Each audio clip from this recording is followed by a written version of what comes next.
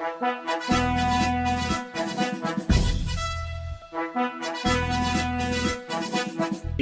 Faction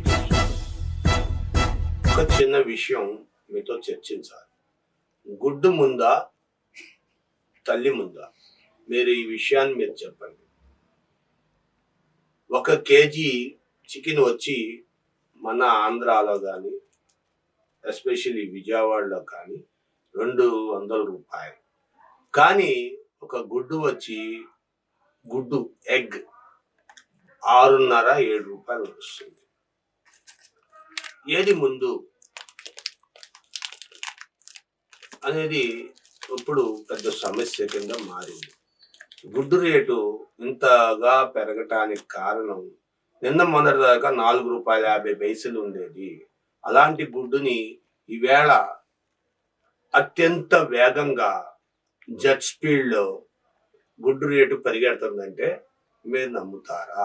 ఎందుకు కారణం ఏమంటే కోళ్ల మేతలు పెరిగిపోయినాయి, ప్లస్ ట్రాన్స్పోర్టేషన్ బాగా పెరిగింది అని కారణాలు కుంటి సాకులు చెప్తున్నారు గుడ్డులు సప్లై చేసేవాళ్ళు. ఓకే, లీవ్ ఇట్, పక్కన పెట్టడం. మన పొరుగు రాష్ట్రం పాకిస్తాన్ లో గుడ్డు ఎంత తెలుసండి? 33 రూపాయలు 35 పైసలు. ఒక గుడ్డు ఖరీదు 33 రూపాయలు 35 పైసలు. మనకు ఉల్లిపాయలు ఇక్కడ కిలో ఎంత అండి? 25 30, మహా అయితే 50 రూపాయలు. కానీ పాకిస్తాన్లో ఎంత తెలుసా అండి? 275 రూపాయలు.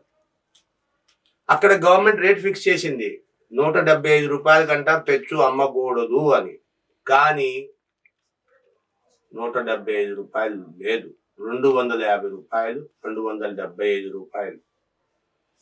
ఇంకో విషయం మీరు గమనించాల్సిన విషయం, ఇది తెలీదో చాలా మందికి. ఒకటి, పాకిస్తాన్ ఉల్లిపాయలు ఇండియాకి సప్లై చేస్తారు తెలుసా? పాకిస్తాన్ నుండి కొన్ని ప్రాంతాలకి ఉల్లిపాయ సప్లై ఉంది, ఎక్స్పోర్ట్ ఉంది. అలాంటి ప్రదేశంలోనే ఈవేళ జరుగుతుంది. ఇదంతా ఇలా ఉంచితే పక్కన పెడదాం. రేపు ఫిబ్రవరి 8వ తారీఖున పాకిస్తాన్లో ఎలక్షన్ డిక్లేర్ అయింది. పోలింగ్ తేదీ ఫిక్స్ అయింది. 100 సీట్లు, 100 మంది ఎమ్మెల్యేలు అనుకోండి, ఎంపీలు అనుకోండి, 100 మంది వాళ్ళు కౌంట్. అయితే అక్కడ 3 ప్రధాన పార్టీలు. ఇమ్రాన్ ఖాన్ ఒక పక్క, ముషాద్ షరీఫ్, ఆయన అమెరికా పారిపోయాడు, ముషాద్ షరీఫ్ ఆయన ఒక పక్క, భుట్టో ఓ పక్క, 3 పార్టీలు. కానీ ముషరఫే మళ్ళా ప్రధానమంత్రి అవుతాడు అని అక్కడ అందరూ వెల్లడి చేస్తున్నారు. ఇమ్రాన్ ఖాన్ జైలుని బయటకు వచ్చాడు, కానీ ఇమ్రాన్ ఖాన్ కి మళ్ళా అధికారం ఇచ్చే ఛాన్స్ లేదు అంటున్నారు. ఇమ్రాన్ ఖాన్ టైంలో అల్లర్లు తక్కువ ఉన్నాయి, కానీ ముషరఫ్ వస్తే మళ్ళా పాకిస్తాన్లో టెర్రరిజం పెరిగిపోతుంది. భుట్టో వచ్చినా సరే ఇది నక్సలైట్ చర్యలు పెరగవు. కానీ ఇమ్రాన్ ఖాన్ సైడ్ అయిపోవడంతో ముషరఫ్ మళ్ళా గద్దెక్కుతాడు అని చెప్పడం జరుగుతుంది. ముషరఫ్ గాని గద్దె ఎక్కాడు అంటే మళ్ళా పెంచుతాడు, ఉగ్రవాదాన్ని పెంచుతాడు, పొరుగు దేశాలపై యుద్ధాలు. ఇంకో విషయం మీరు గమనిస్తే, పాకిస్తాన్ చైనాకి సపోర్ట్ చేస్తుంది, శ్రీలంక చైనాకి సపోర్ట్ చేస్తుంది, ఆఫ్ఘనిస్తాన్ చైనాకు సపోర్ట్ చేస్తుంది. ఇలాగా కొన్ని దేశాలు చైనాకు సపోర్ట్ చేస్తున్నాయి. చైనా వాళ్ళు వచ్చి డైరెక్ట్ గా వాళ్ళ పోర్ట్లు కట్టేశారు. పాకిస్తాన్ లో పోర్టు, మన ఇక్కడ నేపాల్లో ఒక పోర్టు, ఇక్కడ మన శ్రీలంకలో ఒక పోర్టు కట్టేశారు.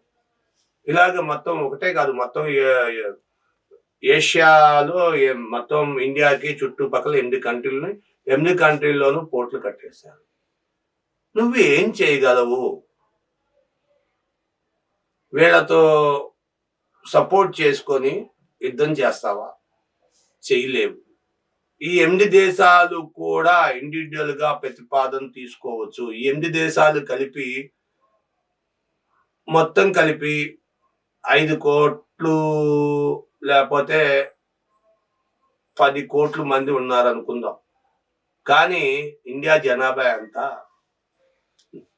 145 కోట్లు ఇండియా జనాభా.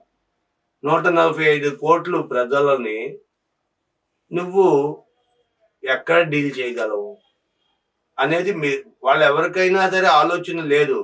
ఇండియన్ జీడిపి ఎంత ఉంది, వాళ్ళంతా ఎంత, వాళ్ళ జీడిపి ఎంత ఉంది, ఇవన్నీ లెక్కలేసుకుంటే వాళ్ళు చెప్పాలంటే ఇవన్నీ కలిపితే ఒక ఎంపీ, ఒక యూపీ కంటా పెద్ద ఉండవు. ఇవన్నీ 8 దేశాలు వాళ్ళ సొంతంగా వాళ్ళ కాన్స్టిట్యూషన్ రాసుకోగలవు.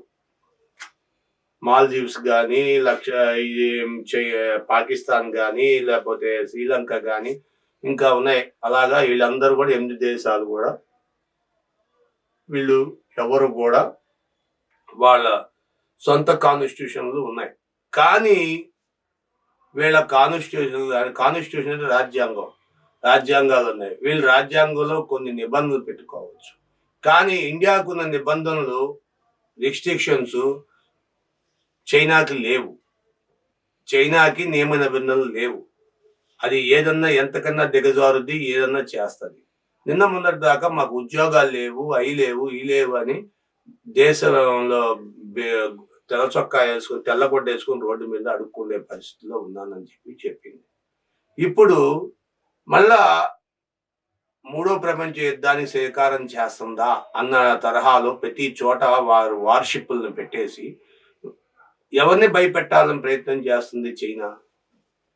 చెప్పండి.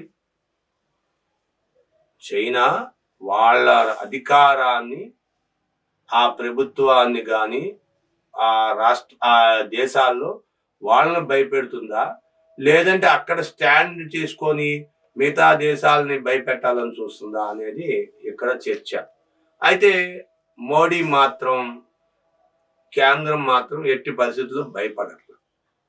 ఆఫ్టర్ ఆల్ అన్నట్టుగా చైనాని తొక్కేస్తా నేను అని అంటున్నారు. ఇది ఎంతవరకు నిజమో మీరే చెప్పండి, కామెంట్ రూపంలో తెలియజేయండి. Thank you for watching our channel. Subscribe చేయండి, వీలైతే లైక్ చేయండి. Thank you.